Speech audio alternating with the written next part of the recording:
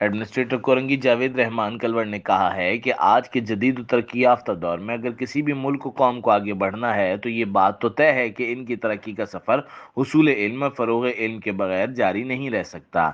تعلیم نظام زندگی کا احاطہ کرتی ہے، ساتھ ہی معاشرے میں شعور اجاگر کرنے اور بچوں کی اچھی تربیت میں بھی معاون ہوتی ہے۔ اس لیے اگر یہ کہا جائے تو غلط نہ ہوگا کہ آج کا دور تعلیم و تحقیق کا دور ہے، سائنس و ٹیکنالوجی کا دور ہے، علم و ہنر میں مہارت اور مقابلے کا دور ہے۔